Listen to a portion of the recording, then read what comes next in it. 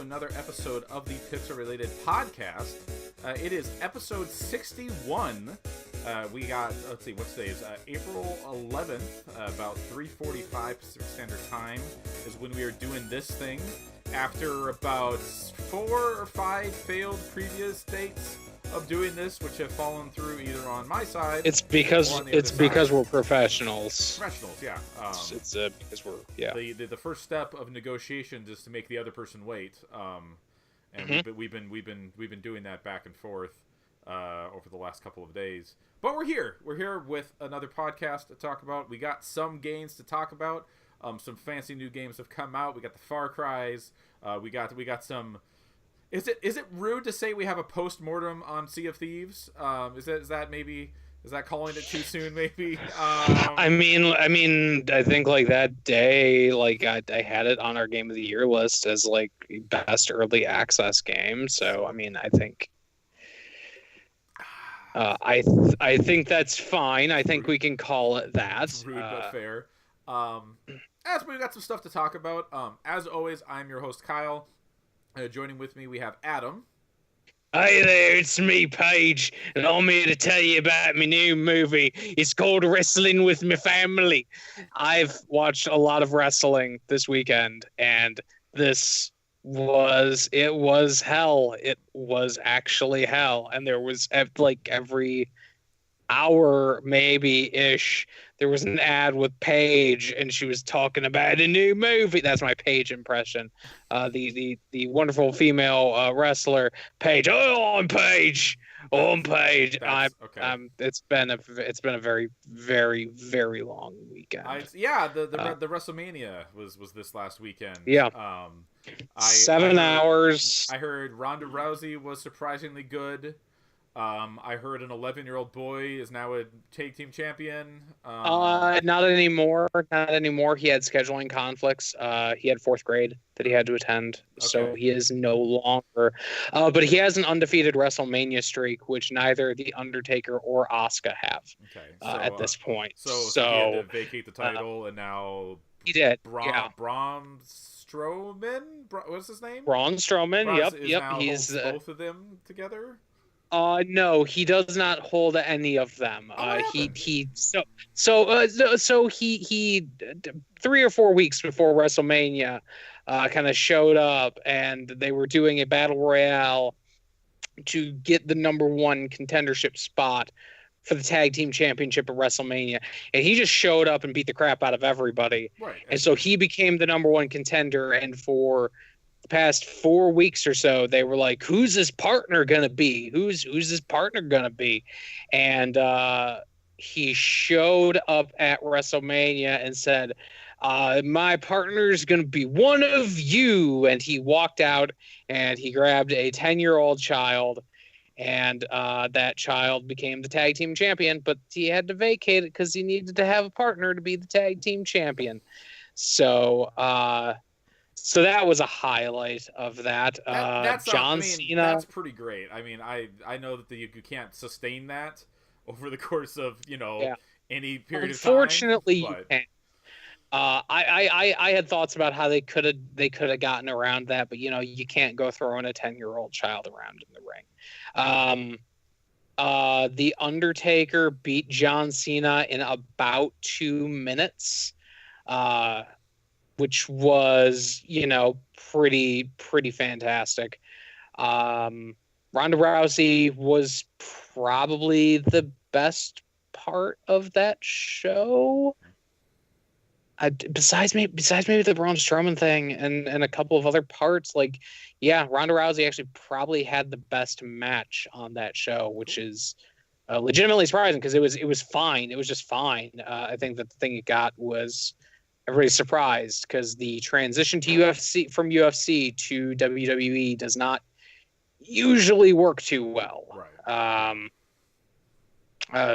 So then there was a show went on for that show was 7 hours long, it's so miserable, I guess. Yeah, and I also had some personal issues that were occurring during that whole thing. So it, wound up not just being like a bad WrestleMania, but a bad weekend for me in general. Um, to the point where by the time I was finishing up, I didn't fucking care. Right. I normally don't, but I You especially extra didn't didn't fucking care. Yeah. um, at all. And then like the night before was NXT. There was also Ring of Honor's show, which I only caught like the last two matches, which was kind of all the only stuff that I cared about. The night before was the Hall of Fame, which I guess was 5 hours, which I don't care about any of those people enough, except for maybe Mark Henry, to watch 5 hours of that show. That's Uh, you had that's you had ridiculous. you There's had Kid Rock doing some awkward political humor that some people in that crowd found very, very funny. And immediately I kind of dropped them down on how much I respect them as human beings on that scale. And you had some other people who were clearly uncomfortable being in this political situation. Especially when Vince has been like, we don't politicize this right. Yeah, stuff. he's very much about that with the WWE and then his new football return to XFL and all that. Well, luckily It was, we have video games though, right, Adam? Video games yeah. bring us back up. All the games out right And I don't now, know. they're I don't great. know. I don't know. Have you looked at this The fucking games, killer's row of the games we got to games talk about are here? great. We have smash hit Sea of Thieves. We have Far Cry 5. Ubisoft is always bringing the heat. But we're gonna first talk about a like out of nowhere surprise tearing up the Steam charts with. I think last time when I looked, it was mixed reviews for it. But Radical Heights, which is a Is it really a surprise that the Lawbreakers team went on to do a battle royale game I after mean, Lawbreakers no, it's just failed? the fact of how quickly it's come out. And then I love the term that they're using, calling it extreme early access. Like they know how like broken and messed up this game is, but it's free to play, so I guess hey whatever.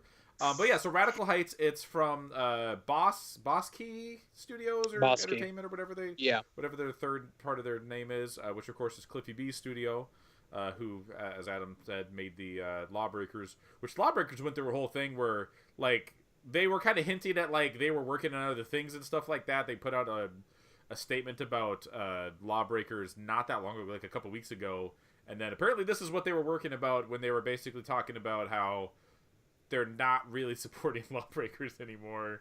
Apparently it was this. So Radical Heights is a battle royale game. Adam, you've played it. I have not played it. How Holy fucking shit. We gotta stop with this fucking battle royale shit. Like we have to, because like I think at this point, like doesn't Paladins have one?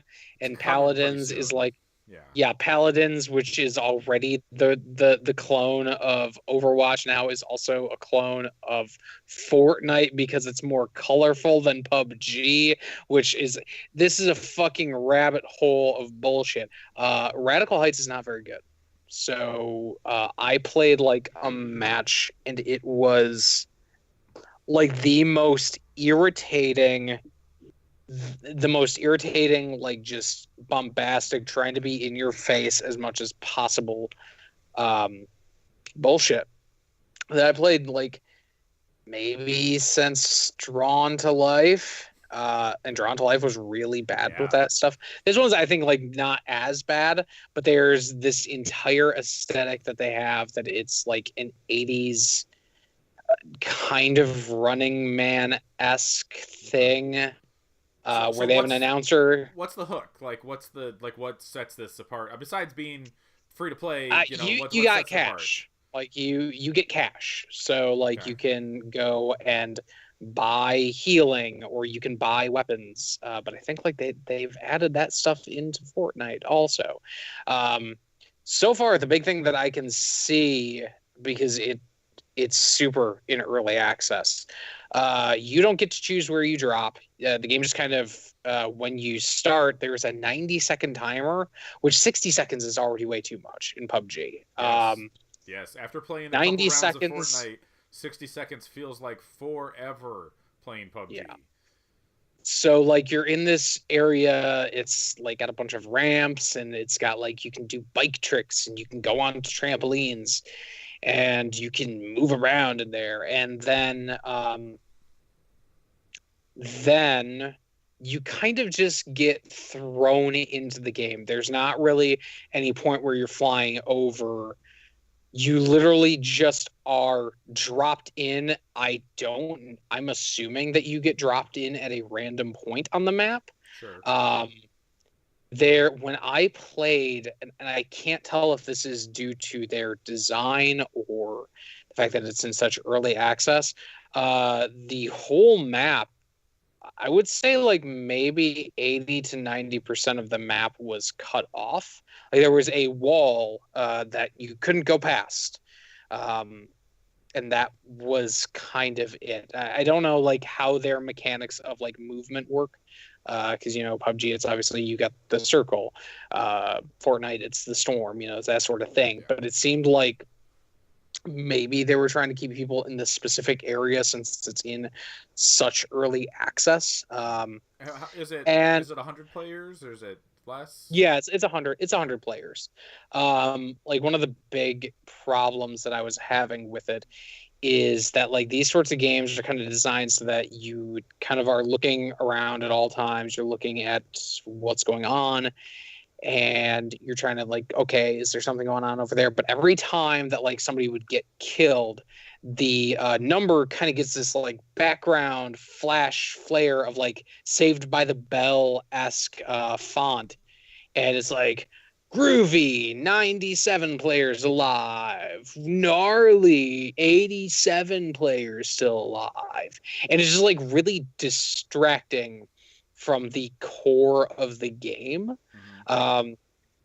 The movement doesn't feel great. Like the shooting doesn't feel especially good. I kind of got into like one match and I just was so instantly put off by it that I kind of just immediately was like, nah, I can't do this. This is like too loud. Like Fortnite, I think does a good job of like kind of being this like cartoony sort of thing, while at the same point that stuff does not like get in the way of actually playing or like getting irritating.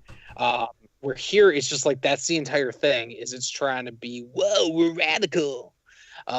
It's so fucking like just off-putting. Wow. And it's really weird, especially because this game is in such early access. I think they said that it took them like 5 months to get to this point. Right. And it shows they've only done 5 months of work at this point. But hey, I mean, isn't that what they said? Like Fortnite. I mean, I guess to be fair, they already had like some semblance of base Fortnite to build off of. But wasn't like Battle Royale done in like 3 months or something like that? They said at some point, like but again, like you have a you have a baseline thing. Yeah. They're also like already selling like founders packs and stuff like that, which you would expect with this sort of game, but like it feels like you shouldn't be at this point. You guys should kind of just be concentrating on getting the core game to working levels. It made this incredibly bad first impression on me, and especially after we talked a little bit about the new map that hit the test servers. Like that is a much smaller map. I did like a single match with that. It's a much smaller map, PUBG, but for PUBG, it's like a much smaller map, but like it's still like a lot of fun. I still enjoy that core gameplay mechanic of, hey, I'm going to go around to this area and I'm going to kind of camp out here and I'm going to keep an eye on where everything's going. Here, it was just like it's trying to play to the Fortnite sensibility of, hey, let's move it, let's get it faster, let's get these kills out of the way. It feels like because we got style going on. Right. It's just it rubbed me so instantly the wrong way, and I was like, you know what? Yeah, it could be really interesting to see like what Cliffy's take on these sorts of games is. And so far, it's really bad. And maybe at some point, eventually, it'll be better. But At this point, there are so many of these style of games out there that you have to wonder, why'd you put it out Yeah. in this bad of a state? Yeah. I mean, it's It's going like, it's that thing, right? That's the hot new thing, and we're going to see a bunch of people try to do it. It was the same back with like MMOs back in the day, and then it was yeah, MOBAs. Like, this is the thing that everyone's going to try their version, and yeah, a lot of them are probably going to be bad. I am curious to check this out just because, I mean, why not? It's free, whatever. But like, someone's going to come up with something that is unique and interesting and original enough to, to stand aside, and or kind of like what is happening right now between Fortnite and PUBG, where PUBG kind of started this whole craze, and now Fortnite is kind of pushing PUBG to add things and mix these up, and their PUBG's having, they had this event where you only got shotguns or whatever. I haven't played PUBG in a long time, and like, yeah, they're yeah. putting a smaller map in, and they added emotes to it, and like, they're gonna, like, even if like maybe these ones aren't great, but like some of them are probably gonna have something interesting and an interesting hook to them, or if nothing else, they will kind of push the big guys to do some interesting things.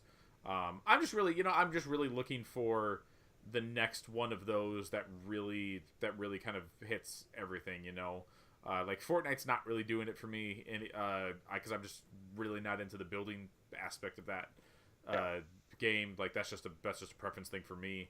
And then PUBG is pissing me off with their whole loot box ecosystem, and That's why you get BlueStacks running on your computer. You download the sure, Android yeah, emulation and do the of PUBG Mobile, yeah. because that is actually the best one of these games. But that's such a fake. Like, there's so many bots in those matches, and like, yeah, sure. Like, I mean, I got my chicken dinner on PUBG Mobile, and I don't know. I don't feel like I mean, I know I probably killed one, if not two, real people in that, but it didn't feel the same. It's just not the same.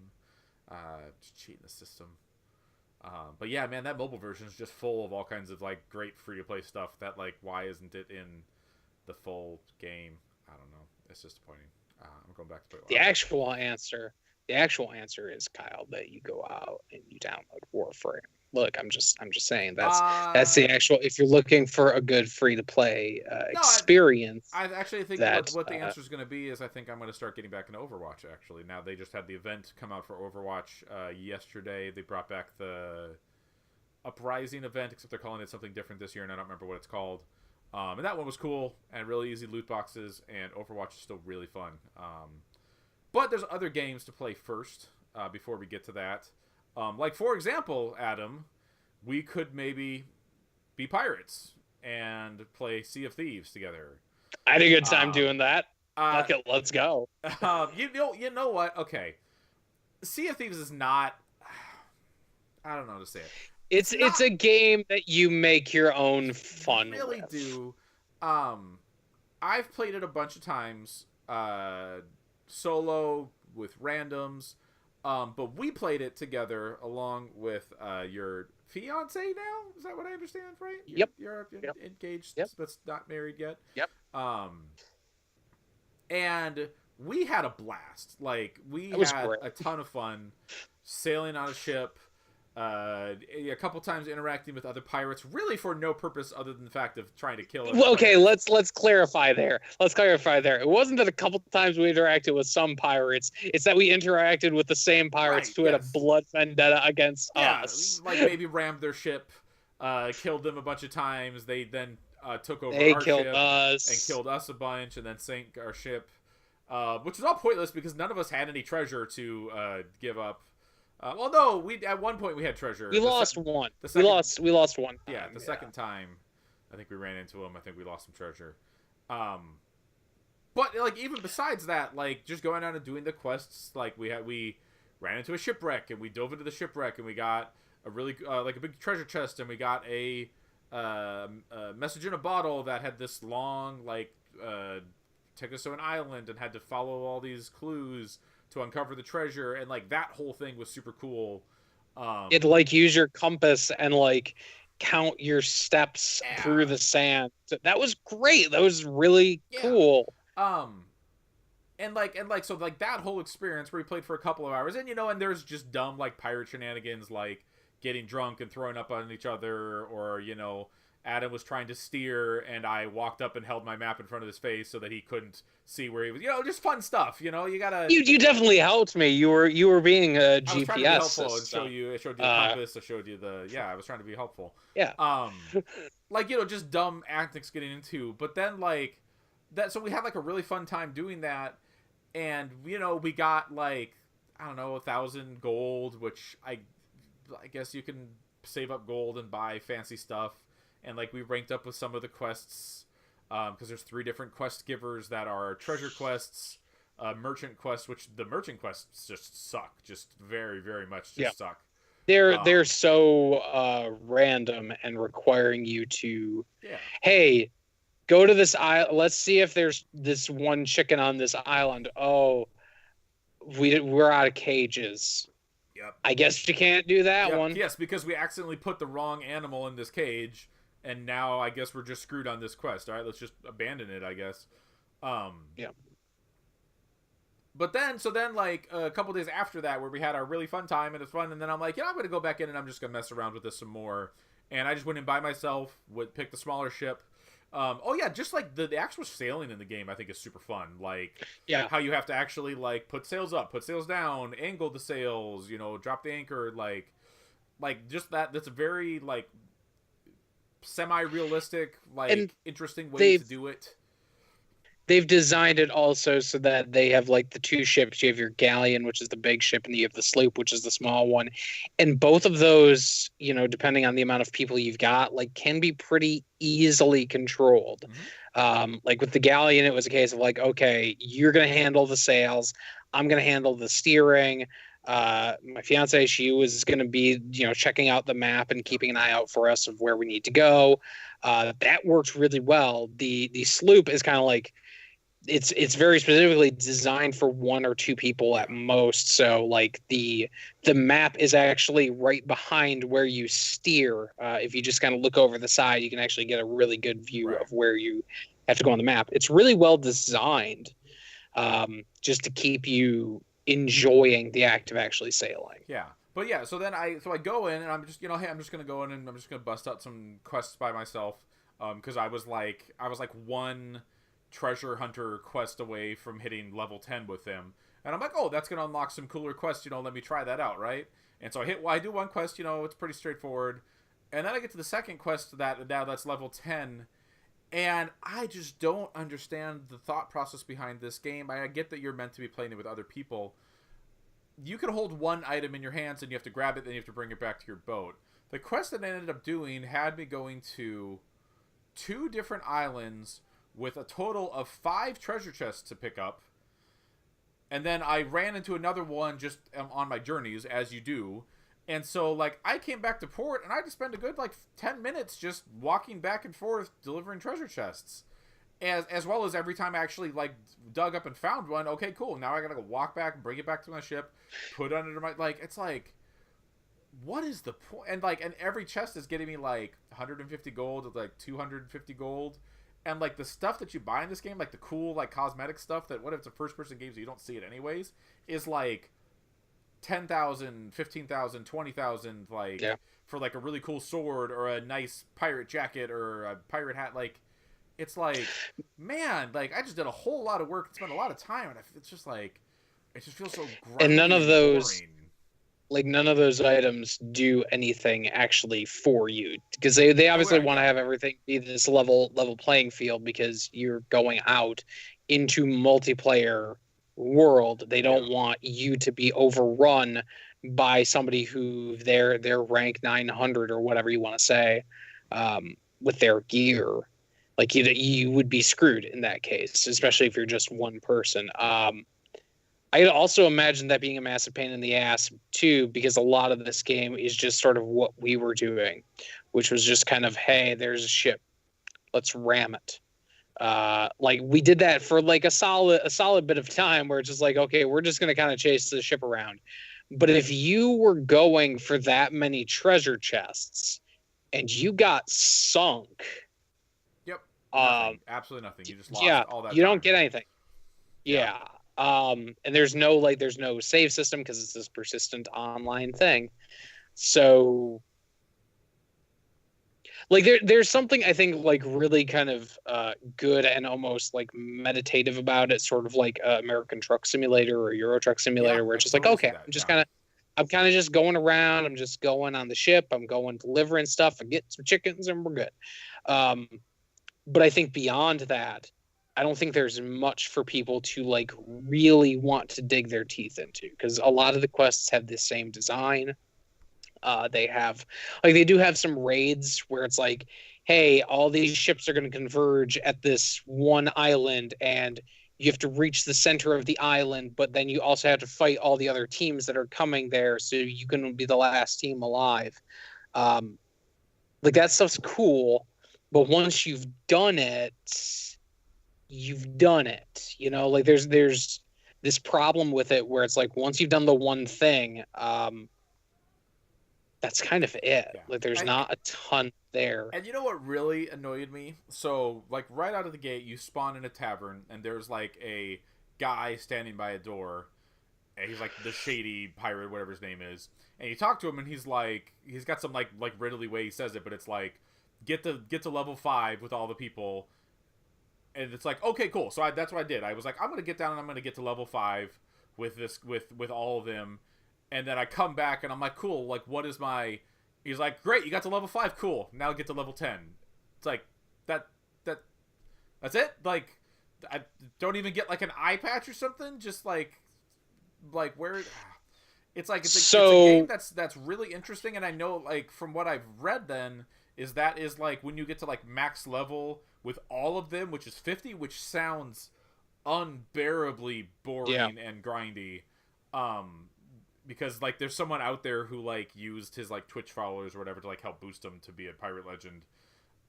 And like you mm-hmm. get to like access to like some special room and like slightly harder quests, which are kind of like all three types of quests combined, like killing pirates, digging up treasure chests, and delivering animals. And it's like, that's like, why isn't that just the game? Like, why isn't the game just a combination of those three things? Like, it's such a It weird... also sounds though like even that stuff getting to that point.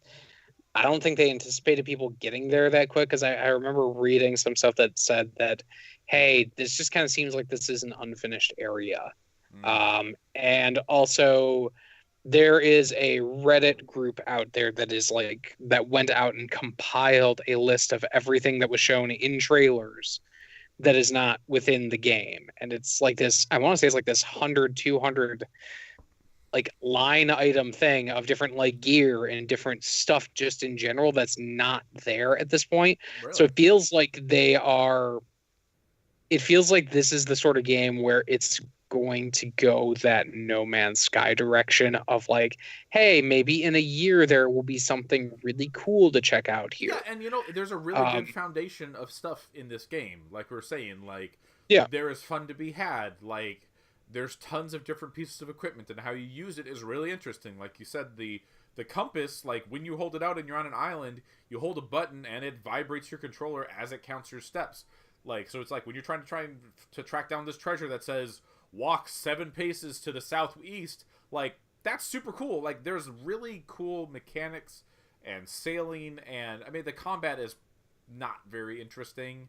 It's kind of mashy, you know, yeah. like, you know, pirates, you know, hey, you got a pistol or a blunderbuss, and you can only hold like 5 bullets, so you know, use them You've got sparingly. three. You've got three strikes with your sword. Do your three strikes and immediately step back. Yeah, Reload your strikes, then walk forward, then walk yeah, back. Like it's very formulaic. yeah. I guess yeah, Um, like I guess from like the very original trailers, and obviously this is not what the game is, but like I thought, oh, this is gonna be like Pirate Destiny, and it is so yeah, not that. Like it is so far removed from any type of like loot driven, like anything like that. And I think part of that is because of what they wanted to do with the PvP stuff of just having it basically be the equivalent of like the Division's Dark Zone, where you can just kind of roll up and steal anyone's stuff anytime you want to. Although I will say, the last time I was in it, it was just dead. Like there was no one around. I even sailed up, even though I was by myself and I got destroyed instantly. I sailed up to like the raid, and there was no one else in sight. And it's Like, Yeah. is this like, unless they really push out some interesting updates to this game, like that it's probably just gonna be a ghost town in, if it's not already, within like a couple of weeks. It seems Yeah, like. I think they could do stuff that's really interesting, but this does there's like, when you're looking at it, it's like, okay, here are the islands that I am just sort of surrounded by. And this is like another big problem, I think, is that like a lot of the quests, at least the lower level quests that we were doing, don't require you to go on these sort of big long voyages. Like you can kind of do everything that you need to within a couple Yeah, islands around you. exactly. If you're looking at your map, you're like, okay, there's a couple islands right there. Let's just drop anchor at one of those and let's just see. And then we, find whatever we need to do, walk back to our ship, bring that back to town. So there's not a there's not a push to make you go out further. There's not a push to make you go, hey, go explore this world. Yeah. And even when you do, like, there's cool stuff out there. Like that ship that we found, that shipwreck that we found was like, that was really cool. Like we all dove into there and we were able to find a couple treasure chests, but that's not enough. Like that's not enough to make me go, I really want to go to every corner of this map. I want to chart the whole thing. Like that's just like, that's something you could just do. Like have charting in there, or like have the map not be already planned out and every last little bit on there. Every island is there. It's already named. Or the shape of it. Like there's a lot of other things that the game could be. Yeah. Yeah. Because like the most that you wind up doing with that is you get those quests that are like, hey, the treasure chest is on this island, and it doesn't tell you the name of the island. So all you do is you just look at the islands and you just kind of match up the shape. Yeah. You're like, okay, that's the island. All right, that's where we're going. Yeah. That's it. Yeah. It's a game that has a lot of potential. Like it's probably the perfect Xbox Game Pass thing, because that was the first one that launched with that. Of being able to get like your free trial or pay $10 for a month. It's like the perfect game for that. It's probably the only reason that so many people played that game, because that game has no business being $60. Like that's like a $20 XBLA game at best. Like yeah, full retail game it's kind of embarrassing how shallow the game is for $60. But yeah, it's disappointing. Like I hope that they do pull a No Man's Sky, because I mean that's what No Man's Sky is doing, right? Like they just talked about another huge update that's coming to No Man's Sky sometime this year. That's their biggest one. The next update. Yeah, like I really hope that they could do something like that with Sea of Thieves, because I think there is something there, and there's something just really good about getting in a boat and putting the sails up and putting in the right direction and just letting the sea kind of just take you. Like it's cool. Like it feels really good, and they nailed all that stuff, but they just didn't build a actual game around it. Unfortunately. Yeah. So, unfortunately, it seems like that's kind of the how we're feeling about all the games on our list. So the next one, the theme of this episode is disappointment. Yeah. So yeah, the next game on the list, which is one I have not gotten around to playing yet, although I am, even despite what I've heard about it, I still want to play. Adam, you have played completely through A Way Out, the game from, I do not know that gentleman's name, who does not like the Oscars. Oh God, his name is escaping me.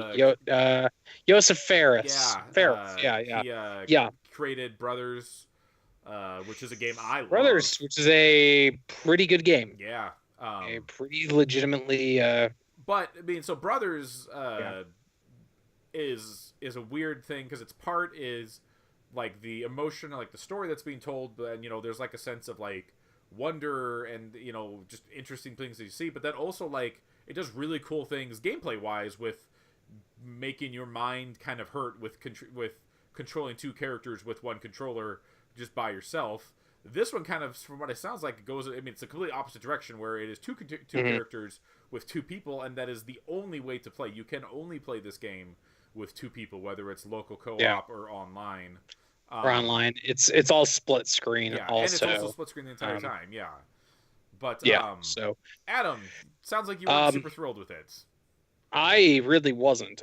So A Way Out, it is a prison break thriller where you have two characters. You have Leo and Vincent, and they are two prisoners who they have to get a way out.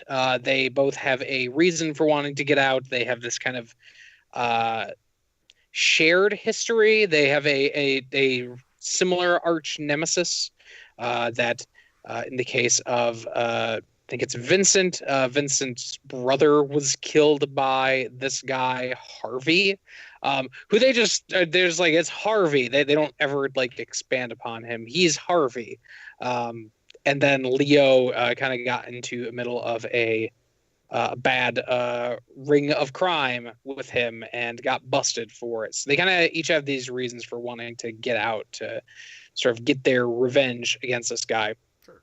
And so, like, probably the first third of the game is really just the going through and getting out of the prison. So you'll have like, hey, we're gonna try to get out of here. First thing that we're going to need is like a screwdriver. We're going to need a screwdriver to take out our toilets so that we can kind of slip out behind the toilet. And then, like subsequent nights, you'll kind of be like, okay, well, we'll reach this point. To do this, we need to have a wrench. Well, we don't have a wrench. So let's go back. And then the next day, you kind of have some stuff between those points that's like, hey, figure out how to sneak a wrench out of here. And it'll be like, hey, they're going to check you at this metal detector.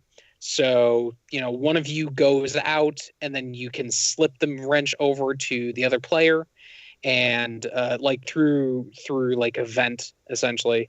And there was a lot of stuff like that where it's like, okay, we're working together to get around these roadblocks. And then probably the last 2/3 of the game is the like trying to get at this guy, and that's kind of where the game becomes really like not good. So like from the trailers and stuff that I've seen, like there's a lot of stuff in those trailers that is they're out of prison doing stuff. So it's like very clearly, even though it's called A Way Out, it seems pretty clear that you get out of prison. Like that's not the whole game is escaping from prison. And there's a lot of points where it's like, hey, we're being chased by the cops, so let's and there's like there's extended like chase sequences where, hey, one player is driving the car, the other player is shooting from behind in the split screen.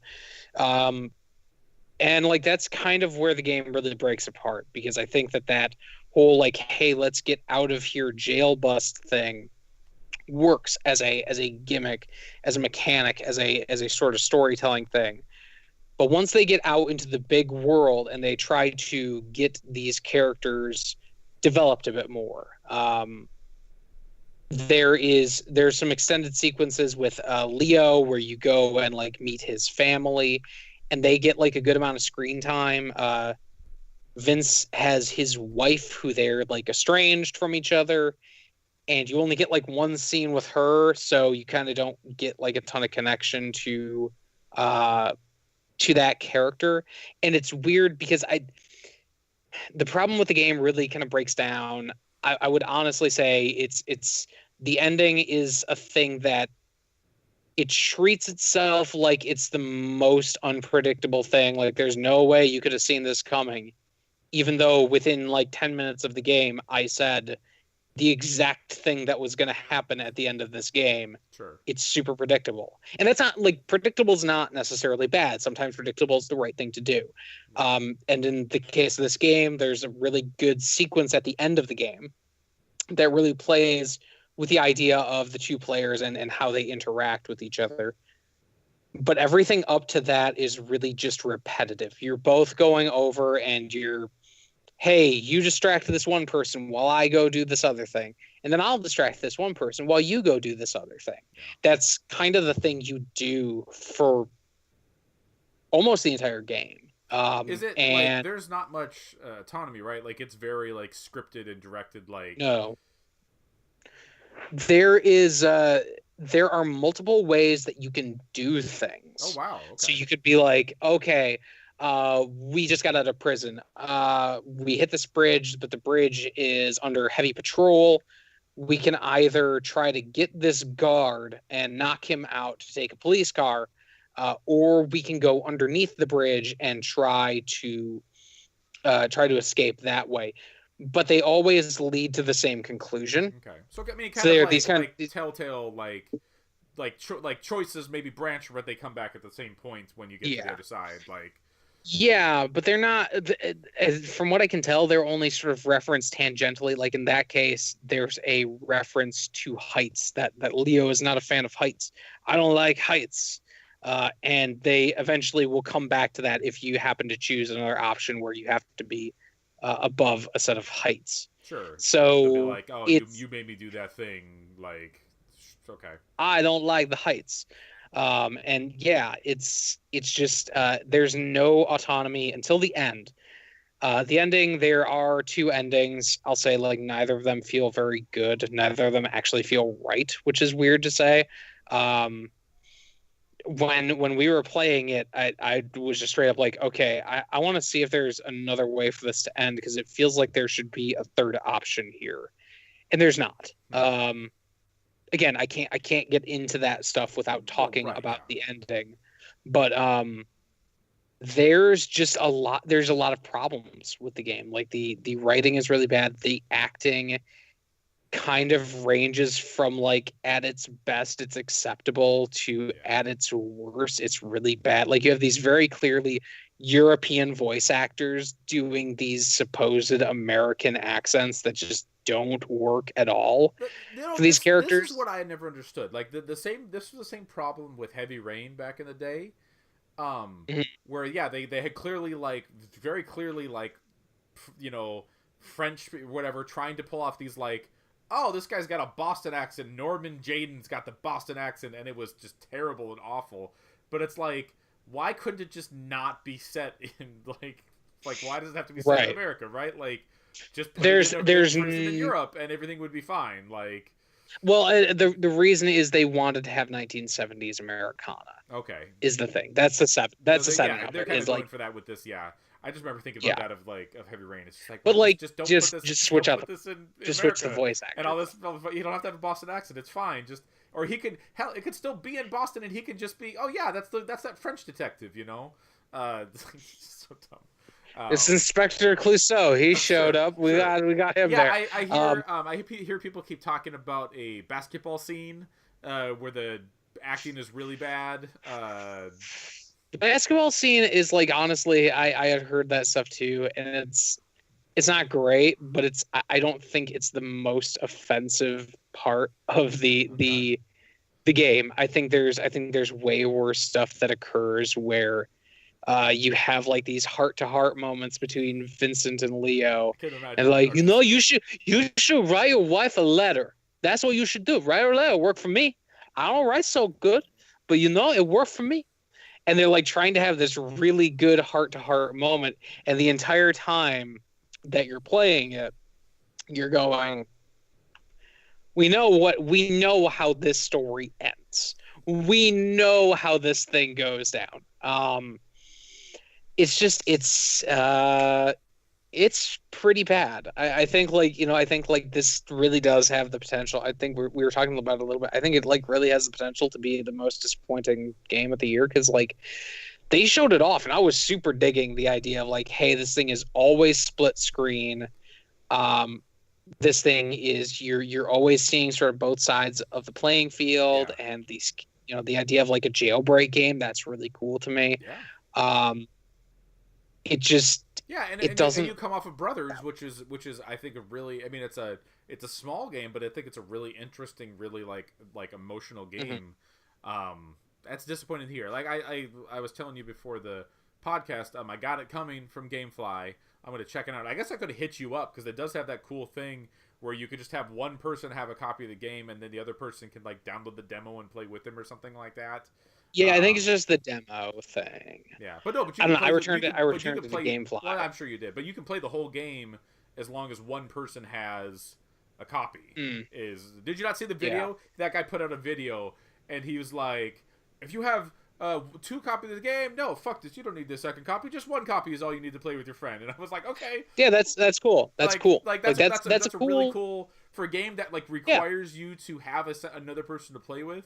That's a really cool idea of how to do that. I'm playing this game specifically for couch co-op with my wife, but so like that's another thing though is about the fact that like it's very much a game that you have to be talking through, Sure. because if you're not, so there's like no timers on screen, so it'll be like there's one scene pretty early on where you're trying to bust out of the prison and there's a storm going on, but there's some locked doors, and so you have to time each of you ramming into this door with the lightning. Sure.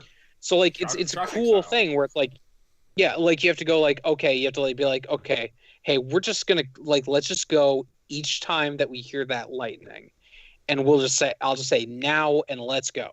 But if you weren't playing it with like voice acting, which I think you could do, I don't know if you could just play with randos. That would be miserable. That'd be a does it have an option for just matchmaking, or do you have to like play it with a friend? Like, is it? I don't know. Oh, okay. I don't know. It just says like play online. Maybe it does. I would guess you would have to, because if you bought that game and you're just like, oh, it just requires that I play online. Yeah. Like you didn't know. And you don't have friends, that could get real awkward. You're kind of screwed. Yeah. That's disappointing. Like I'm still gonna check it out because I do like playing co-op things. But I was definitely my expectations have been very tempered for it. After hearing you talk about it and after hearing just a general discussion about that game, because I really thought it could be one of those like really interesting, really cool games. Something so different from anything else we normally see. I mean, it's the guy who made Brothers, and Brothers is pretty okay. Like, I was not the biggest fan of it, but I thought it was a really cool concept. Yeah. And this is a really cool concept, but it's not a very good game at all. Right. So, yeah. So that's a Way Out, available out there through, what is that? That's a EA joint. So if it's on Origin or PS4 and Xbox One. Xbox, yeah. The last game on our list here is a doozy. It's going to be likely one of the highest profile games of this year.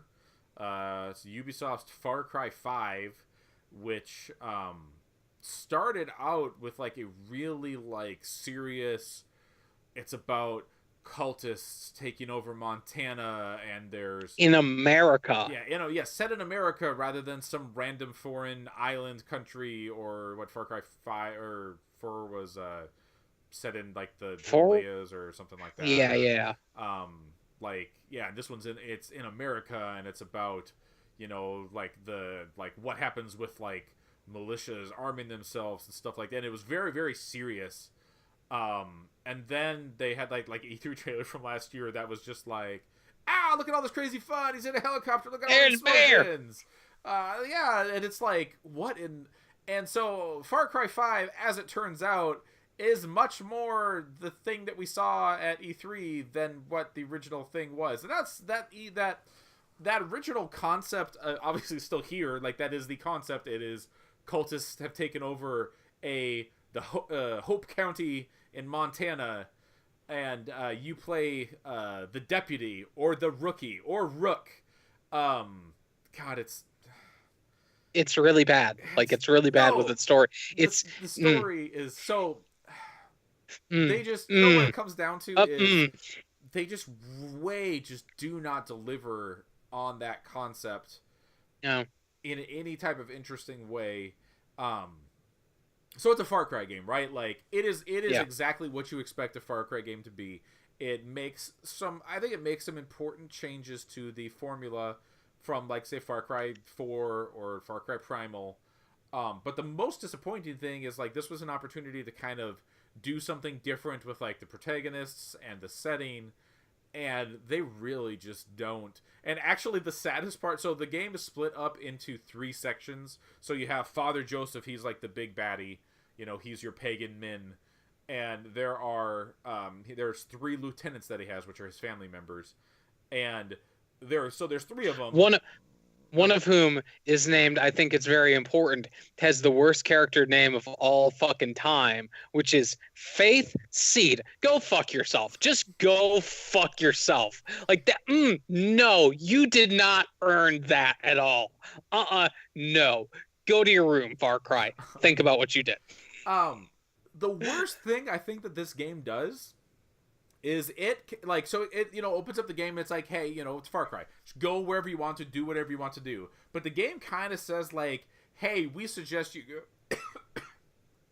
go to the southwest region. That's where John Seed is, not to be confused with Joseph or Jacob, and I think John Seed is actually the most interesting of all of the characters in this game. And that's the first one you deal with, and actually kind of set an expectation where I was like, because I think like the opening sequence of your the premise of this game is you are part of the sheriff's department in this county. You're a member of the sheriff's department, and the U.S. Marshal has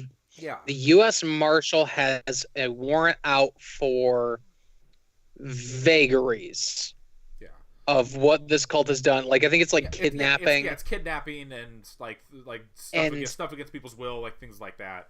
And I think that opening sequence is actually pretty well done. Like, it's kind of sets up the kind of creepy cultist nature. Like, you kind of see like holy crap, there's a lot of people with just like guns, and like everyone's looking at you and saying rude things like, yeah, y'all better get out of here. Like, you're not gonna touch him.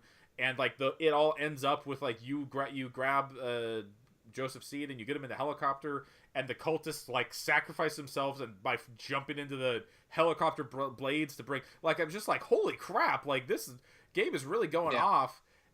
And then you get to like the first section which it points to, and that guy was actually kind of, I really found him pretty interesting, kind of the stuff he's saying, like totally insane, talking about like there's sin inside you and we need to like torture it out of you, and like that was super, like it gave me kind of like super crazy like Voss vibes from Far Cry 3. And that is, after having played through the other 2 sections, the other 2 are so much worse than that. Like much worse. Like Faith is terrible. Everything surrounding Faith is terrible in that game. And Jacob Seed is equally just, oh man. There's so much wasted potential with that concept. I think like the important thing to, I think, like really bring home here about this is that like I think that the core playing of the game is actually good. Yeah. Like, I actually find playing the actual game fun. But when you do any story stuff of like, hey, I hit the next level on my bar, and now shoot him with the bliss bullets, like that happens all the fucking time in that game. Yeah. Well, no, to be fair, the bliss bullets is only John Seed's the other one. Like, so I did that section first, and then I went to the Faith section, and the Faith section isn't even that. It's just like, I don't know, you just walk around and things will start getting hazy, and then now you're in drug land with like magical trees and animals that are peaceful. It's like, what the hell is going on here? Like, when did I get super, super high out of nowhere? And right. Like, and the other one with Jacob, he's like brainwashing you, but I just like, at no point was I brainwashed that I was aware of. Yeah. So like, I think they just don't earn any of the stuff that they try to do, and because they have interesting things that they're trying to do in those sections, they're handled really poorly, and they just don't earn them. But I also don't know what they're trying to do. So like, I think that this is, look, I'm an atheist, but I think that you have a religious cult in this case that doesn't have a religion. What's the defining factor of the Seed cult? What's the thing that brings them together? People bad. No, nobody knows. People. Yeah, exactly. Like America bad. Like drugs. We're good. Like drugs is their big thing. Like, if you're really going to tell the story, like there's a really clear way that you could do it, which is, hey, this guy, he had some money. He was able to provide for these poor people. He kind of got him with a bit of religious zeal and everything like that. And that's how he got this big following. There's nothing in this game that I can look at and say, why the fuck are any of these people here? Yeah. Why are they willing to throw themselves in front of this guy? That entire sequence at the start is really powerful until you realize that they're just there because. Like they don't have there's nothing that you can point to and say, hey, this person was saved from an absolute terrible life. They had everything was going to shit for them, and then Joseph came in and he saved them and he redeemed them, and they saw the light. That doesn't happen here. No, it plays it so safe with that shit. Yeah, that's the thing. The crazy thing is, like, all the game implies is like, okay, so they got like super crazy tortured, which drove them kind of crazy, and then they went through like a brainwashing thing with a combination of drugs and all the stuff that Jacob Seed does, and I guess that gets so it's like, but it's like, so like at no point is anyone actually on their side. Then everyone's kind of just there against their will because they're brainwashed or like tortured. Like it just doesn't make any sense. And all the other stuff around this game of like I get it. It's a game, like, it's about like, hey, like, we need to go around and we need to build up the resistance so we can fight back against. But the game has the gall to like bring up the fact of like, hey, like, you get in a car and you just get out of here and you come back with the army, and then like 10 minutes into the game, everyone just forgot about that option. Like, there's cars, there's helicopters, you can get a plane. Like, yeah, you can get a plane. Just get out of here. Just fly away. Like. But then you try to fly away, and it's like, no, you can't fly away. Why would you do that? Yeah, because I can buy like, oh, they cut the line, they cut the landlines, and there's no cell phone signal because it's in the middle of month. Like, I can buy that to an extreme, right. But like, don't even bring up the like, hey, you get out here and you come back with the real powers, because like that. You should have just done that. Like, this entire game wouldn't have existed. She was just like, all right, cool, I'm free, so I'm gonna go back to Washington, D.C., and I'm gonna come back with the National Guard. Yeah. And this is just gonna be put down immediately because they killed a U.S. Marshal and they killed a bunch of other cops, and it's pretty actionable, actually, as it turns out. Yeah, but whatever. Turns out the government of the United States has a really good history of putting down cults. I don't mean good as in, hey, it's a good thing what they did, because I think in a lot of cases it's really disgusting. Yeah. But they have a history of doing that. Yeah. Well, and that's the thing, is that this game isn't saying anything about any of that stuff. No, it has nothing to say. And actually, in some senses, it's 100% tone deaf. Like, you run into a guy who is running for mayor or senator or something like that, and is talking about how they can't vote for the other guy if they're dead, and make like the Obama-loving libtards. Yeah, he talks like about that's that. A line that gets said in that fucking game. You go on a mission that is like, make Hope County great again, and I'm just like, oh, I don't want to do this mission. I shot that guy in the head and lit him on fire. Luckily, you can't actually kill him. But I just like, let him suffer for a while. It's a game where you have one side, which is the religious cult, and the other side is the militia doomsday preppers. Yep. And the militia doomsday preppers are the right people in this case. Yep, they're the good guys. Like, the thing is, so like, I think that it's so tone deaf. It doesn't know what it wants to say, so it winds up saying nothing because it doesn't want to offend anybody. Yeah. When like last year, we've been talking about this. I feel like in the entire lead up to this game was like last year we got Wolfenstein. Like, Wolfenstein was not saying anything that should be super controversial. Hey, fuck Nazis. But this game says even less than that. It just is like, non-denominational religion, which we will not name, with no religious iconography, which again, I understand, like, people, their religion is important to them. I understand you don't want to necessarily, attack somebody's religion or feel like you're going to, because in that case, you're going to have a situation where Fox News is going to come on and they're going to say religion under attack by games. But by trying to play this safe, it winds up saying less than nothing. And as a result, like I feel like I at least always go back to two, which two had shit to say.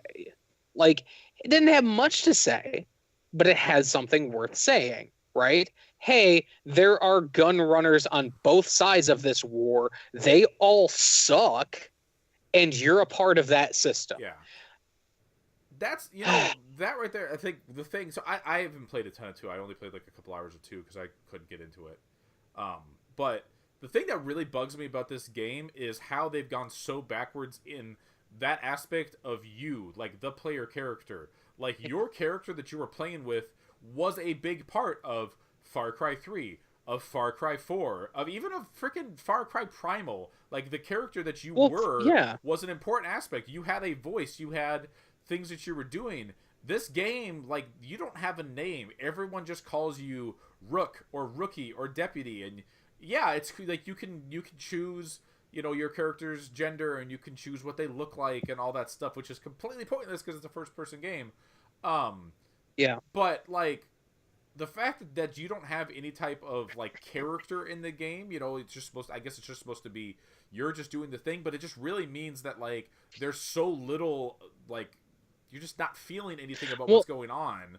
Like in Far Cry 4, you were AJ Gale, you were the son of the of two people that were like the area's like biggest resistant fighters that were killed by pagan men, and so you had like a personal connection. Identity was core to that game. Yeah, like for as much and to pagan men and to the people there, and they looked up to you as a symbol of this person is coming to save us because his parents were the big push of saving this. And here it's like, I don't know, I guess you're a rookie deputy, I guess. I mean, for like as white savory as Far Cry 3 was, there was at least a character there. Like there was a character there. Even 2 to be fair, has more character. AJ Gale was like half whatever location that was, right? So I mean, yeah.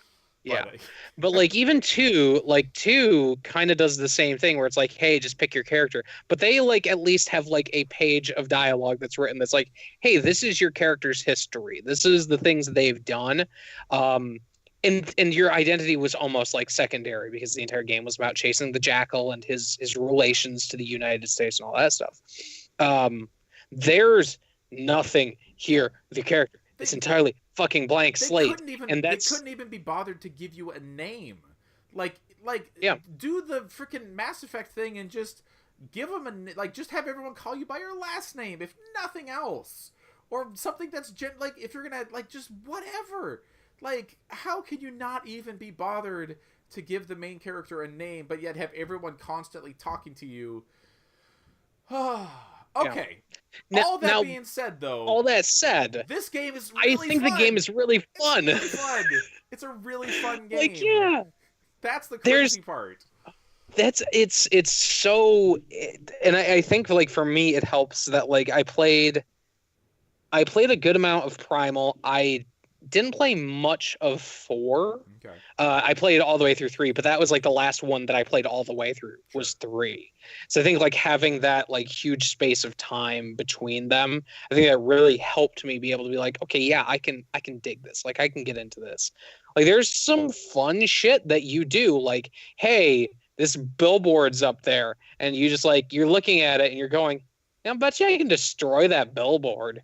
And you start flying like a plane or something up to, they're like, hey, you should destroy that billboard. I'm like, yeah, I should. That's really good. Or like the entire thing. The guns are good. Like they added this whole new thing about guns for hire, where you can have people with you, or you can have a freaking bear and a cougar that will just wreck everything. Yeah. And it's dumb. It's so like it has no business being in a game that's supposed to be all serious about cults and stuff like that. But it's super fun and it's super like entertaining and the music is crazy, and it's such a fun game. It's this really like disparate thing between the like core gameplay, like, and again, like I think that it's telling that the story is the thing that we spent this much time talking about, because like the story's so bad that I'm looking at it, I'm like, this is really disappointing to me, but at the same point I'm having such a good time with that moment to moment gameplay. I don't The one thing I'll say that I don't like is I feel like the weapon selection is not great. It feels like I've kind of seen most of the weapons at this point, and they don't seem to be Yeah, it's and it too different even from each then, other. even But then it's like, hey, okay, so like you have like your loadout, or you can mess with that if you want to, but it's like, hey, so you got a rifle, right?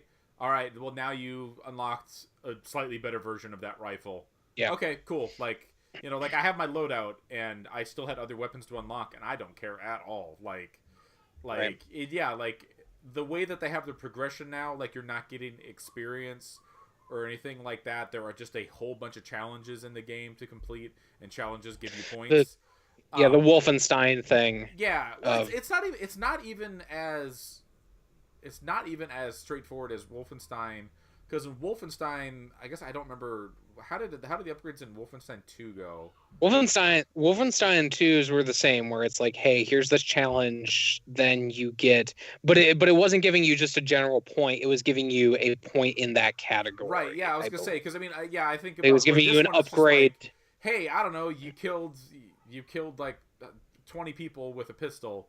All right, you got 3 points. You can spend that 3 points on anything, although most stuff is more expensive than 3 points. But, so They also it feels like, very disparate. Where it's like in the first game, it was like, hey, you had these three paths. One is like living off the land. One is just like pure combat, and one's like sneaking around. And you could kind of fill them out as you will, but you had to kind of go down the path as you beat outposts and completed missions. You got more experience. You can do that. Here, it's just kind of like I just kind of forget about it, and then I'll go in and be like, oh right, I got like 20 points I need to spend on stuff, because none of the yeah, upgrades really feel like there's a couple like super important ones, like, hey, you probably want to carry more than just one weapon, so you need to go get those weapons. Like, hey, like, you probably want to have more health, so maybe you should, chunk up your health. But like a lot of the stuff is kind of like, oh sure, yeah, that would be fun. Like, like you should probably get the thing that lets you like sabotage vehicles, because then it just creates cool explosions. Like, you don't need it. There's no reason to yeah, need that. But yeah. hey, it's cool. It's fun. It makes things explode. And that's kind of like a lot of what those perks are. Like, nothing feels necessary. They also got rid of the whole hunting thing, which has been a big aspect, and one of the things I actually really liked about past Far Cry games, which is like, hey, you want to have a bigger quiver, you need to go get 3 buffalo hide. Now that's just completely gone. Like Hmm. all of the ammo upgrades and things like that, it's all tied into the challenge system and getting the points. So you Yeah. really don't have a reason to hunt down any particular animals, other than you get to sell that stuff, and there are challenges associated with killing X amount of that animal, and a lot of them are just like one or two. So it's like, all right, I killed my second cougar. I guess I don't need to fight any cougars ever again if I don't want to. Okay. Right. But I Yeah. thought I thought that stuff would really bug me, because I really liked that stuff about Far Cry 3, Far Cry 4, or whatever. And actually really doesn't. Like, it just kind of helps refocus you on doing like just doing the actual missions, because I think the actual like the missions, like, even though like the story parts of it are kind of dumb, like a lot of the side missions I think are interesting, and they're filled with interesting characters that are trying to do stuff. The thing that's surprising to me is, like, you have a lot of just named characters that have kind of their own like little mini storyline of one or two. Sometimes they're characters that will join your group that you can have as a gun for hire. Sometimes they're just completely, just kind of do their couple missions and then that's it. And a lot of times that stuff is interesting, and they have good rewards. Like any like very video gamey thing, when you look at the mission, it tells you exactly what you will get for completing that mission. Whether it's Hmm. just money and resistance points, or hey, you're gonna unlock this vehicle, or you're gonna unlock an outfit, or you're gonna unlock this gun, or whatever it is. It's super video gamey, and it's just kind of always fun. Beating outposts still really fun. They added the it's it's really dumb, but they added prepper stashes, which is just The prepper stashes, I think, are actually probably the best part of that game. yeah. Like, They're I I think they're mean, really good. it's like mini like Tomb Raider like Yeah. raiding tombs, Yeah, like except the it's little tombs. Yeah. except it's crazy prepper people and their stashes that they hid in random places throughout Montana. And a lot of those are really interesting and really fun. And then you get upgrade points and a bunch of cash for completing them. There's like 100 of them in the game. Like, Mhm. there's really interesting, cool stuff in there. Have you beat it at this point? No, Okay. no, I fell into I fell into another Warframe K hole, but I am I'm going back to it. Okay. Well, so then it was also playing through A Way Out. But Sure. I'm gonna go back to Yeah. it. I did actually like kind of afterwards. I went, okay, yeah, I'm probably just gonna buy this. So like there was a pretty decent deal that I was able to get with it. So Yeah. I mean, it's like, hey, it's a I'll fun pick it game. up. It looks phenomenal. I just want to say on Xbox One X, Okay. it looks fucking incredible on that. Yeah, Like it is I played it on PS4, gorgeous. on my PS4 Pro, and yes, it looks really nice, especially when you get up in like a helicopter or a plane, and you get like it's like sunrise or something like that. Like they have some really great like lighting effects, HDR stuff. It looks really nice. Um, I haven't gotten it yet. I'm pretty near the end. Like I have unlocked the final confrontation uh with Joseph Seed. I don't know what that entails or whatever. I I know hear what that entails. I know what that entails, and that was part of why I was like, I need to see how stupid this fucking thing yeah, gets. I hear the ending gets really dumb and really bad, and I Yeah, cannot wait to find out what that is. But there's a lot of like so even aside from that, there's still a ton of stuff left to do in that game, and there's an right. entire multiplayer arcade mode thing in that game that I have not even touched. Like Yeah, there are like single player or co-op challenges that you can do with like level editor stuff that people have just made, which is bizarre. But then there's also some type of multiplayer component in there as well. Like yeah, yeah. Like you can I build don't up know. maps, you can build up game types, that sort of stuff. Like I know that some people wanted to try to build out a not a Fortnite, but a PUBG Fortnite Yeah, sort of I thing heard that where there's some type of PUBG thing in there.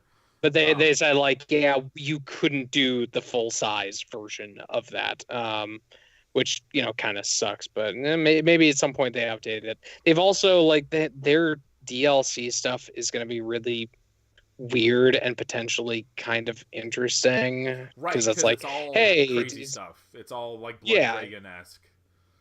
yeah, Um, yeah. So like yeah, like I think that this game is.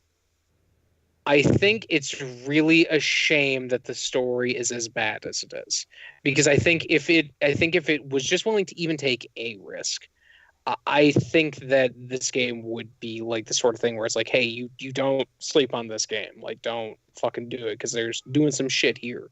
yeah, Um, as it stands, it's like it's a good game. It's a solid game. It's just that when you extend it beyond that, it kind of falls apart yeah, in and some really disappointing ways. and you know what? And it's the way that they force that stuff in there, like the story, like it's not even natural. Like so, you were kind of hinting at it, but like in each region, they're basically broken up. Like you're just getting resistant points. It's like it's just a currency in the game that's just like, hey, this is a super video gamey video game. This is what it's gonna Mhm. be. And as you hit like a certain milestone on the progression in that area, you will just get captured. Like it's just part of the story. Can't really do anything about it. It happens multiple times in each area to the point that it's Regardless of when you want it to happen, it's yeah. just going to happen. It's so and it's dumb and it's convoluted, and the stuff that happens within those sequences is like the main story beats that don't like just don't make any sense. And there's such a more like natural way that even though the stuff that happens in those scenes is not really interesting and doesn't really have anything to say, there could still be a more natural, normal way to get into that Yeah. stuff. It's like because it's like, hey, like I was trying to head to this outpost to clear this outpost out, and then I don't know. I guess I'm high now, and I guess I'm going into Faithland. I guess I don't know. I had that with like one of the things where it's like I'm playing this because I just want to maybe clear a couple outposts. Oh fuck! I just heard somebody yell, "Get him with the bliss bullets!" And I was like, no, I guess I'm done because that's the only thing that I can do. Like I don't want to do the story stuff right now. Yeah. Um, There's another thing yeah, I want to bring up. I think that needs to be said about this game. I love how I mean, it's been a while since I played a Far Cry game. Like, I mean, Far Cry Primal, I probably played about a year ago. I didn't play it when it came out. It was probably early last year or something, maybe even earlier than that. Um, the game is very just like open and just like literally just do whatever you want to. Like in Mm-hmm. very few instances, like some of those story missions like are the exception. Are you like locked into like you are doing this mission right now? It's much more of like, hey, you're wandering about, and it's like, oh yeah, there's a side mission here if you want to do it. Shoot down these 3 helicopters if you want to. If not, whatever, just come back to it later. Like, I really like how Mm-hmm. it's just like you can kind of just wander around and just kind of do whatever, and you'll just run into stuff. And there's a lot of, I mean, it gets repeated a lot, but there's a lot of, hey, you're on a road, and I don't know, there's a truck with some people that are in it, so kill the driver and free the people, and make maybe, and then when they get out, maybe they will have some other type of information or something like that to give you, as well as like on top of like just how open and kind of free the game is, the way that you discover things is just super open as well. Like you're not climbing a tower and getting a lay of the land and knowing all the missions around you. It's just like, I don't know, you kind of got in the general area, and so you picked up a map and that shows you like where a couple points of interest are, or you ran into a random resistant soldier and he told you about an outpost that's nearby. Like it's very just like that part with all the crazy dumb stuff that's going on with the story. Like the actual like world is super just natural and kind of just, hey, do whatever you want Mm-hmm. to. Like that's it's like a tale of two games almost. Like everything that's Yeah. not like main storyline is interesting and fun, and the main storyline stuff is mediocre to bad. Yeah. Yeah. I'm definitely like I'm of two minds about it. Like I think that I have a lot of friends who like, hey, I just want to go in and I just want to play Far Cry, but in the US. Like I just want to do that. And I think for them, like I think it's gonna be fine. Yeah. But I think if you want to see a game try to do something maybe a little bit different, maybe, even potentially a little bit risky, this ain't it. Like this Nope. is a very much a by the numbers sort of thing. Some improvements here, some changes here, but by and large, they're not taking a ton of risks with it. No, not at all. It's disappointing, but I still like it. Which is like it's this sort of thing where it's like I really like it, but I really don't like that story. So I guess I kind of just got to average it out because that story really sucks, but the gameplay is really fun. Yeah. Yeah.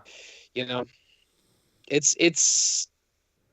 I think that if you're not interested in that story, or fuck, even just skipping the cutscenes is you're probably fine. Just skipping the cutscenes. Yeah, like You know. there's a couple things that's interesting in there, like the way that kind of each section wraps up is kind of interesting. Without going into Mm, spoilers or anything like that, yeah. like each section has an arc, and it doesn't really earn the stuff that happens in that arc, but like the conclusion to those arcs are all pretty interesting. Um, but yeah, it's just very much about just playing in that gameplay, going into that open world, doing all that stuff. That's really fun. And that stuff is really fun, and I'm gonna keep playing it. I'll push through, and I'll probably beat the game today or tomorrow. But I'll probably keep going on and keep messing with some of those, the prepper stashes and the side missions and stuff like that, because it's a fun game to play. Just it could have Yeah. been, it could have been more. Like Yeah. they could have delivered on that, which they kind of, whatever. They kind of like the very first bits of that were kind of promised that, but even Ubisoft pulled away from that with the recent Really marketing and quick. stuff like that. So, Yeah. because they were talking about like they were doing all this like research into cults and stuff, talking about all the prep Which work and stuff that they were doing. I don't know what research they did because I don't know. It's I not in there. you That's for know sure. man I was just I happened to be reading some stuff about Charles Manson, and like it's insane like what they could have done is made this sort of enigmatic character, because like that's the thing they've always been chasing, at least since 3, right? Is like they want their next version of Voss, Yeah. who's this really energetic and persuasive personality, and that's what they want. But like, there's nothing here that says like, hey, here's why he's a persuasive personality. It just kind of exists. I know there's some other stuff out there. Like there's a book, there's a movie. I can't talk about those really to any extent because they involve my employer. So those exist as an extended lore thing.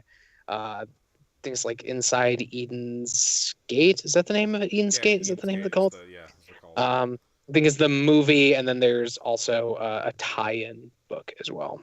So Yeah, Project Eden's Gate. So they call them Peggies. It's just it's like, did they just come up with that so that they could have like a quick name for them? I guess, I don't know. yeah, probably. Yeah, we want to have something that we can refer to them as.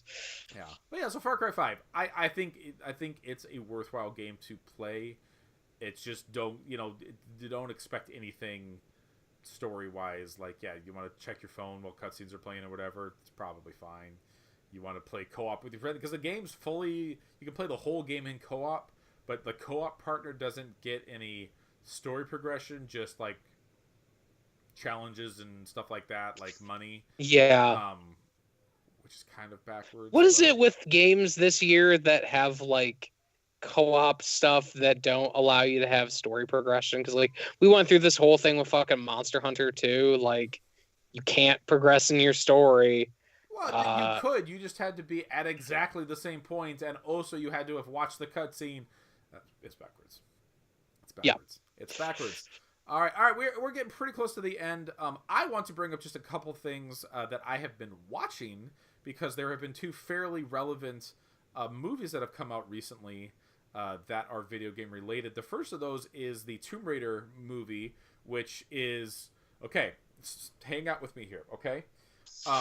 It's Tomb Raider movie.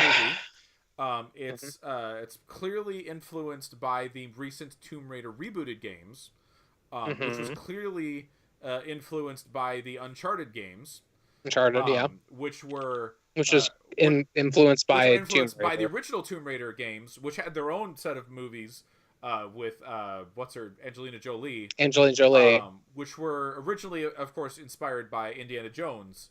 So this is like which was inspired by like old 50s 40s serials. No one's heard of those. So yeah. They don't know.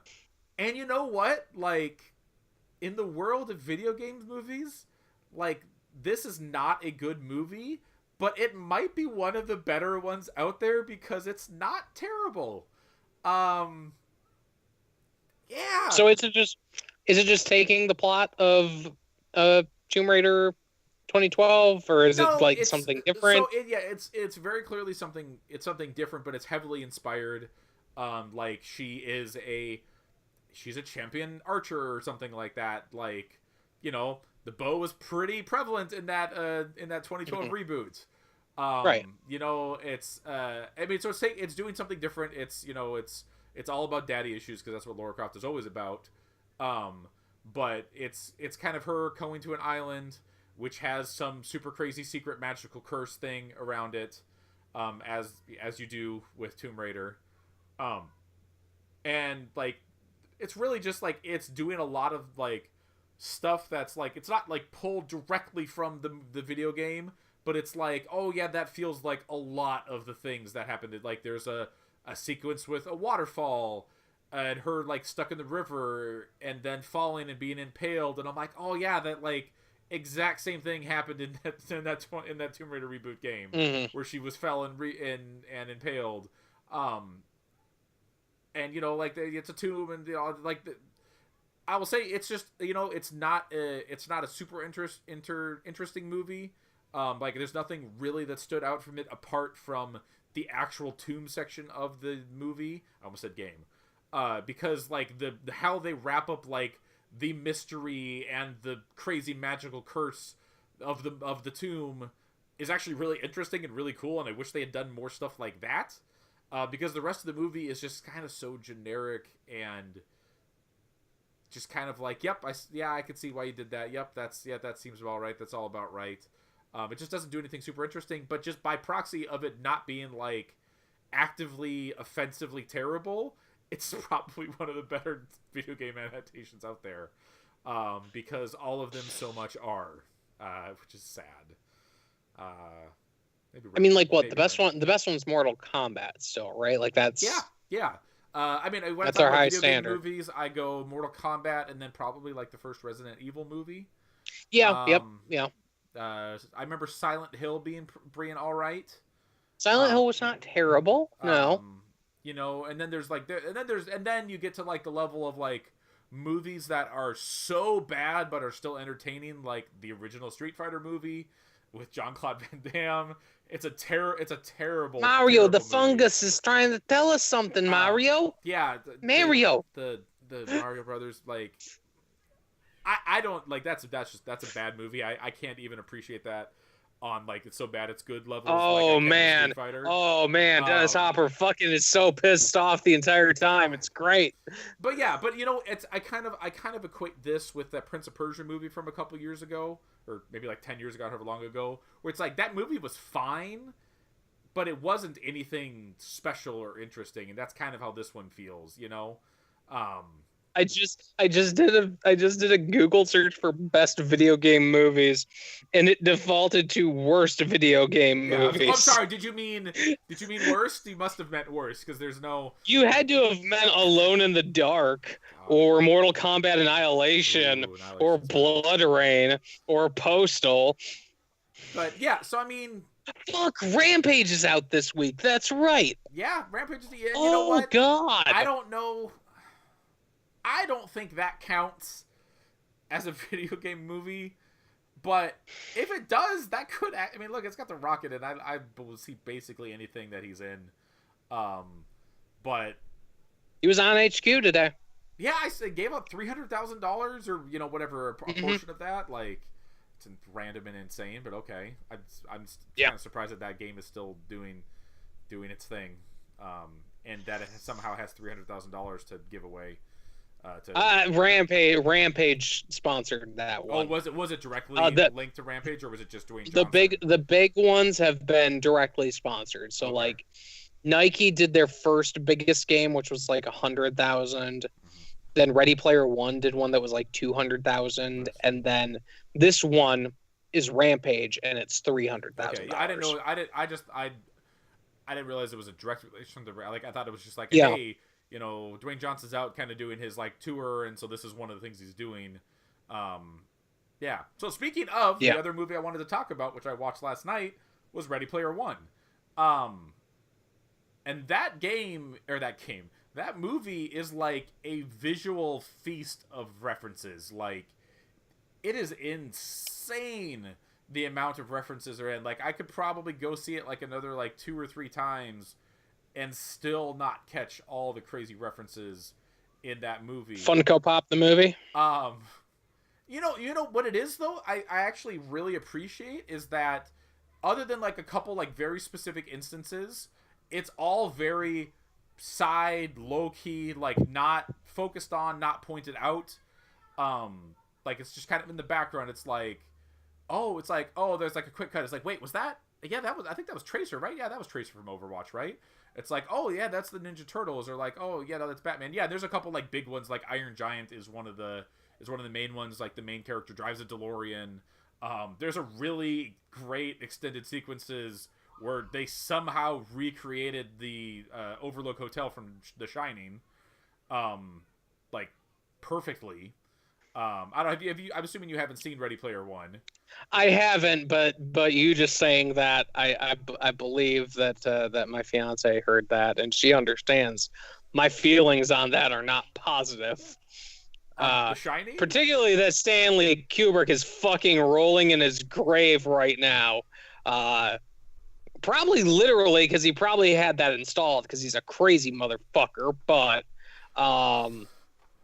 no, I haven't seen it.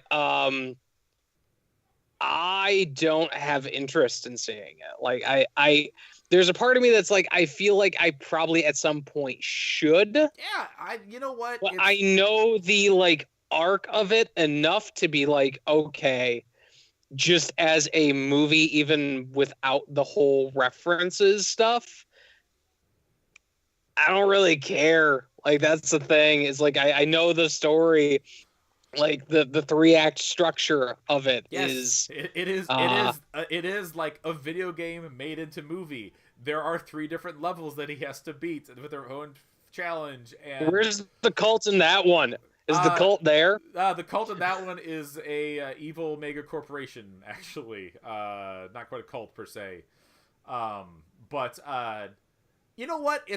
I think I found it to be like super entertaining, like on like a pure like just sit, in a lot of sense, kind of like Far Cry 5, just kind of like sit down and kind of enjoy what's going on, the action and stuff like that. Like the characters are not super interesting. The like the story. I mean, I've read the book, and I actually remember really enjoying the book. Although does very different things than the book did as far as like what the challenges consist of, and Well, it also changes the references, right? right, Because because like the references on the those book, were like the book was like Eva Unit 01 instead of Iron Giant. Like there's, like that's not gonna, nobody fucking knows what fucking Eva is at this point. Like nobody fucking cares who knows well, yeah. I mean, like popular media. and and this is full of like stuff that like in some instances you're like wow, it's really cool that they got like Freddy Krueger and Chucky and like a lot of like iconic stuff. Like it's really cool that they managed to sweet talk these various different companies that let in and empower their properties in totally like side, like not focused on parts.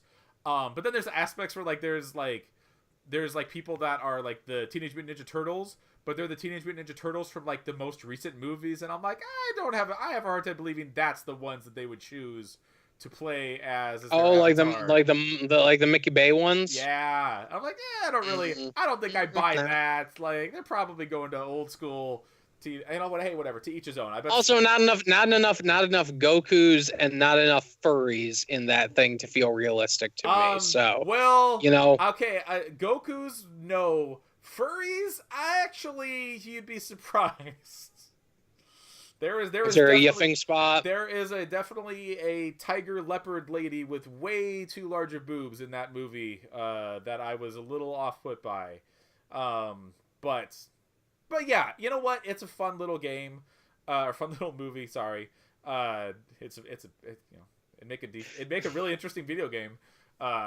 It's a fun little movie that you kind of go for the spectacle of seeing all these kind of crazy references, and more just like the crazy pipe dream of what virtual reality could be if it like merged with like Second Life and got like super duper realistic to like the point of like every aspect of like this society's like economy bases around this virtual reality, which is kind of insane. Like there's like it never really deals with it because it's totally just a popcorn movie, but there's like a point early on in the movie where the guy, like, it's like when you die in the game, like anything that you had on that character is gone. Like it has the persistence of like DayZ, for example. Oh, fuck that future. I ain't involving myself with that fucking future. That future sucks. So it's like when you kill I ain't losing my loot. So, fuck you all. So there's a part where like the guy gets killed, in the not like the main character, but like one of the side character, like very very side ancillary characters gets killed and is yelling at the main character because he got killed.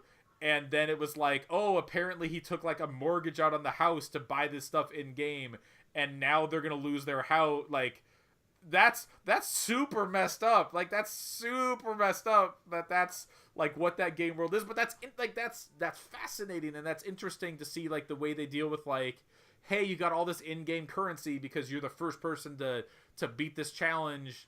And so he bought all this cool stuff as well as bought stuff in the real world because that money has an effect on the real world. He bought 3 fucking loot boxes and it was entirely useless. There was He's got a bunch of dupes. No loot boxes in the movie that I could see. It was all he bought a holy hand grenade. He bought. Well, then it's definitely not like actual video games if there are no loot boxes. Obviously this is a utopian future where there's no loot boxes anymore. You know what? I enjoyed it. Like, I had fun. Like, I will not go see it again. Like, I mean, it would maybe be on like a academic level to go and just try to watch the background and see all the cool like little references, because there's basically a point in the movie where all of the bad guys and all of the good guys just show up and fight each other, and all the good guys are just blank slate, just like they look exactly the same because they're from the evil corporation, and all the good guys are just what the f ever they want to be. There's a Gundam, there's Teenage Mutant Ninja Turtles, there's Ryu is in there, like freaking like every like little thing that you could possibly be is in there, and that's fascinating. I mean, yeah, I mean, like it's a Spielberg film, right? Yeah. So like I'm sure at least like it's a competently decent made film. It is, yeah. I have no interest in that thing. I'm not necessarily going to go at, like hey, like you want your Funko Pops, go get your Funko Pops. I don't like them, but you can enjoy them all you want. But I'm not too interested in joining that group right now. Adam, you're sounding like a character from Far Cry 5. You need to take a step back. You're sounding. We gotta carve the Funko Pops out of you. Get the sin out. Yeah, I mean, so like, look, I think that it's a worthwhile movie to go see. It kind of makes me want to go read the book again, because apparently everyone hates that book, and I remember enjoying it, and I'm not sure when that happened. I know there's like an extended talk about jerking off in that book, like from what I understand. Look, is been like 6 or one 7 of the years things since I read that, but I don't specifically recall. I also know that there's like multiple scenes where they're like, yeah, I know all the great movies, Back to the Future, The Matrix. Like it's like that entire fucking thing. It's like, oh, just fuck off. Just fuck off. Yeah, well, yeah, because it's like the whole. I think the problem is that, like, yeah, I know those references. I fucking live that shit every day. Like, it doesn't do anything for me at this point. Yeah, well, yeah, the whole point is that it's this guy who created the virtual reality world called Oasis was like the nerdiest of super nerds ever, and so like that became like what this culture, which is like 2045, I think is the year, is like all focused on like 80s, 90s, and like some like 2000s like pop culture. Like that's the entirety. And like it's kind of hilarious because the evil corporation had to basically hire a bunch of nerds to do research on this guy to like get all the crazy references and stuff like that he was into, so that they could win the contest and take control over the Oasis. But yeah, there's definitely points where they're like, he's like, yo, man, like I'm cool with the John Hughes movies. I know the name of the high school from Breakfast Club was blah blah. Like, and I'm like, okay, I don't know, sure, whatever. Like, I like the Breakfast Club is great, like, totally. But okay, sure, like. Yeah, but, yeah, but, like but that's part of like I don't think this movie doesn't dwell on that stuff very much. There's a couple very specific scenes where it dwells on but it, where also they're, like, trying to like prove their like how good they are at being a devotee of this guy, but because like the fact that it's a movie, you can visually tell that shit. Like you don't need to spend like 40 pages talking about the fucking DeLorean. It's just the DeLorean. Yep, the DeLorean's there. Yep. Like, and you know what? Like you don't. He has to drive backwards in the DeLorean, and you realize you can't see shit out of the rear mirror of the DeLorean because there's a bunch of stuff in the back. Yeah, no, there's an entire fucking thing there. Yep. Like you can't. So it just doesn't work. So he's got to open the door and look behind it. So like I think like in that regard, like yeah, probably the movie's better than the book. Probably. But like I just. It's like, especially like knowing how some of that book treats like pop culture artifacts and like sort of deifies this shit in a really bad way. I'm not necessarily interested in reading the book. As like a Spielberg film, I think I would be fine watching it, but I don't have a desire to do it. You know what I mean? Yeah, I mean, yeah, it doesn't count as a video game movie, but it is basically just a video game movie. It's like it's a type of like a video game movie, like people talk about like Edge of Tomorrow / Live Die Repeat as a video game movie. Like, yeah. I need to go see that. I have not seen that movie, and I've heard like a lot of people like that Edge movie. of Tomorrow. Edge of Tomorrow's real good. Yeah, It's yeah. I need to go. yeah. I mean, it's the concept of like, hey, you have to die a whole bunch so you can like memorize this level, basically. Mhm. But yeah, done really well. Yeah. I think that's gonna do it for this week. We've been here for a good while, creeping up on an hour and 45 minutes. It's a little longer than we like to go, but dang it, we had to talk about Far Cry 5. Um, Had to. had to. We have no choice. We'll probably end up waiting a little while before our next podcast because there's nothing really coming out soon, as in like next week. But we will have the God of War coming out pretty soon here. Yakuza's out next week too. Yeah, but should whatever. go read our review about Yakuza. That game's been out for like a month as far as you're concerned. Yeah, yeah, it has. I've beaten it. I finished it. Okay, what is up with the delay in that game? Because they've never it like a month, but then they never explained it. But then like it's 100% done and ready. So like, why did they delay? I don't. That makes no sense. They never explained what the reason was. So like, yeah, the fact that like the demo was up and it was completely finished. Yes. I don't know if they just had like a printing thing where there was a delay with the printing of the games, maybe, but I don't know. Yeah, I mean it's. I hope that doesn't spell like doom for that game to have like the conversation about like the reviewers and the critics talking about that game be so far removed from when it's actually readily available for people to play it.